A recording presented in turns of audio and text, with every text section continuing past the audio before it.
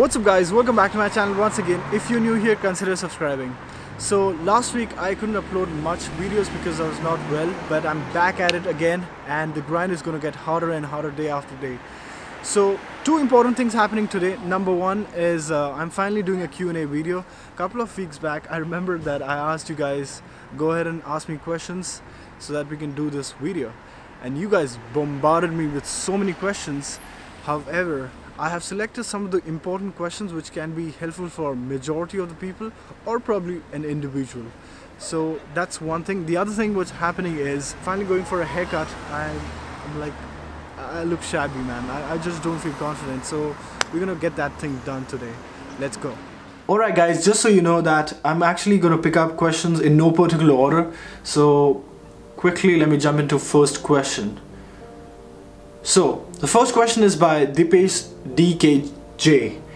He asked me question, ask Nikhilesh, how did your parents agree for abroad studies? Best thing to study abroad.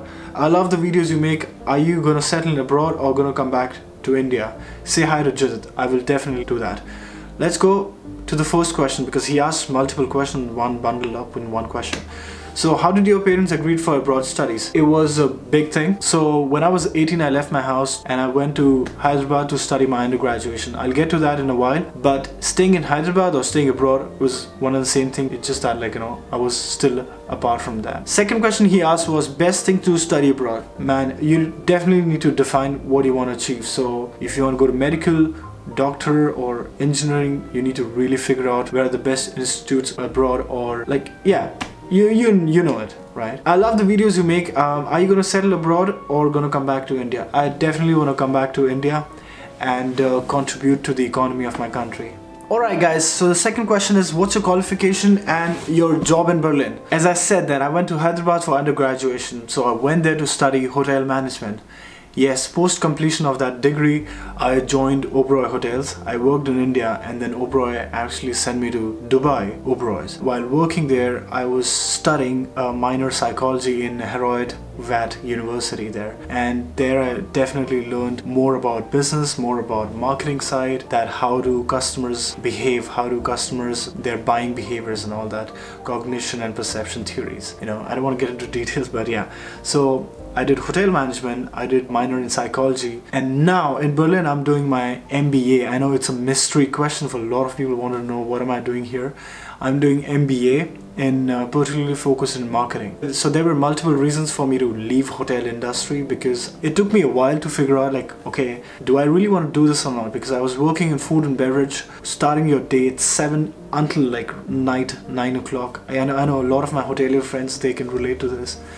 But I definitely was not happy with what I was doing and I had to move on from there. So I figured out last couple of years at what am I good at. But one thing I was definitely sure while staying in Mumbai, that's where I've grew up, was I started my company when I was 19 or 20 actually.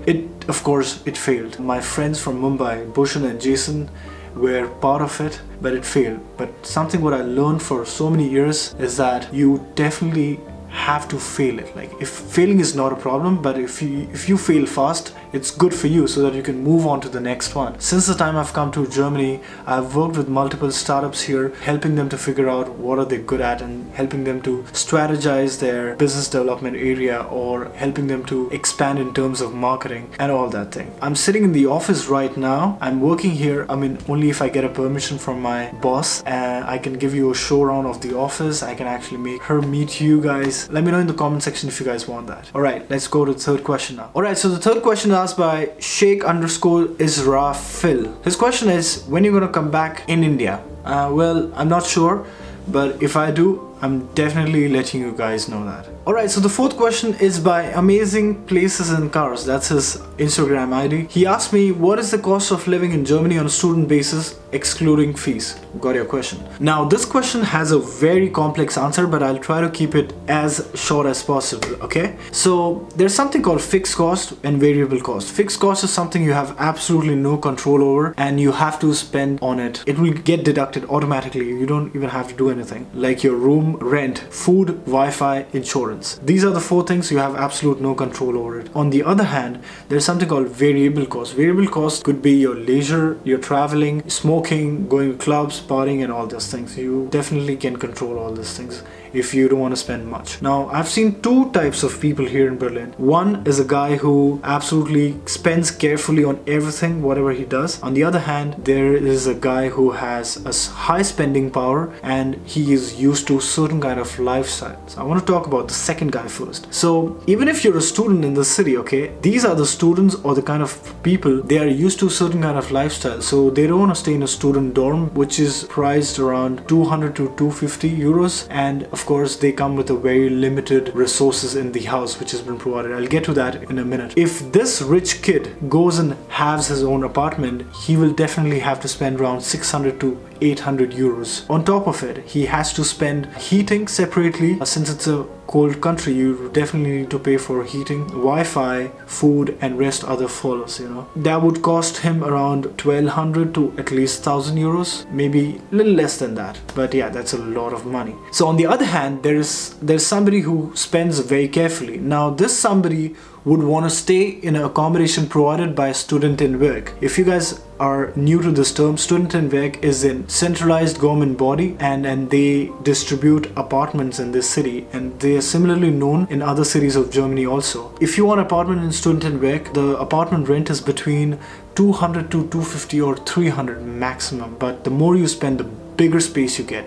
It's absolutely worth getting there. But only thing is that you need to rush because there are a lot of people apply for that. So they have different kind of apartments, like you can get studio apartment for your own self where you have your own kitchen, bathroom inside your own apartment, and there is something called sharing, which is called WG, where you share your bathroom and kitchen amongst 3 or 4 people. You stay in a flat system. That's one possibility. Now I want to majorly focus on this part, the guy who's like this and not the rich guy. Imagine if he spends 250 euros for apartment, and then for food a person cannot spend more than 200 euros or maximum, like I spend 150 euros. Okay, so 250 euro for apartment, 150 euro for food, and then insurance you pay depending on what kind of insurance you have. I have AOK, which is priced at 90 euro, and then for internet, first year you pay 20 euros, and the next year onwards it starts charging you 35 euros. So again, you can do the rest of the math. Somewhere around, a person who has a high spending power spends around 800, 900 euros. A person who has less money, you know, spends very carefully, spends around 550 to 600 euros.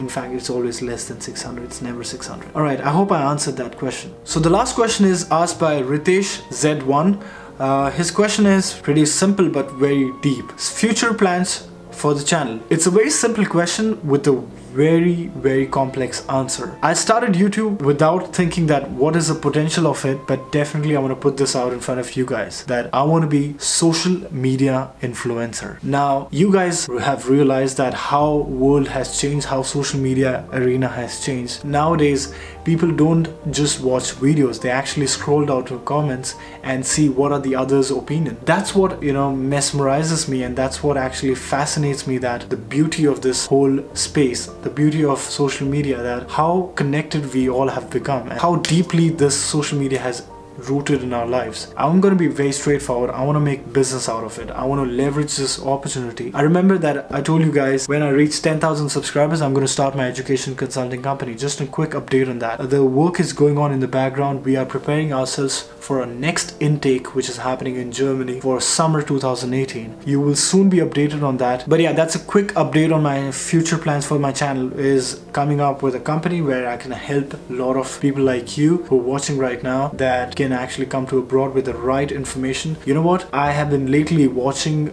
videos on YouTube that there are people who are trying to help people through sharing of information through internet, which is absolutely appreciated. Like when I say internet means YouTube, but definitely there are a lot of loopholes which you don't see. That's why I want to put you through. When I start my company with the right people, they will always be holding your hands while walking until the time you get an admission here in Germany or elsewhere in the world. So it's going to be a full-fledged, very highly corporate design company made exclusively exclusively for people who want to study abroad. And apart from everything what I just spoke, I want to start daily vlogging. I don't know how many of you would want to see that. Let me know in the comment section that also. Alright, this is gonna wrap up the Q&A. Let's move on now. One of the things what I like about my office is it's at a very prime location of Berlin.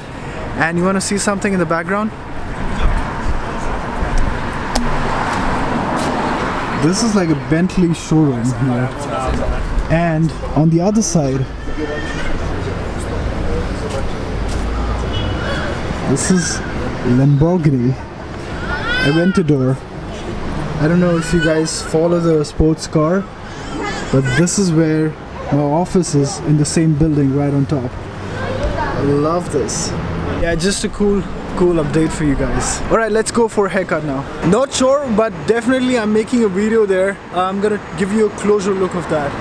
By the way, just so you know. So this is one of the oldest Deutsche Bank branch here. What do you see? Like the old buildings. And also that's where the Humboldt University I've showed you guys. And that's where my office is.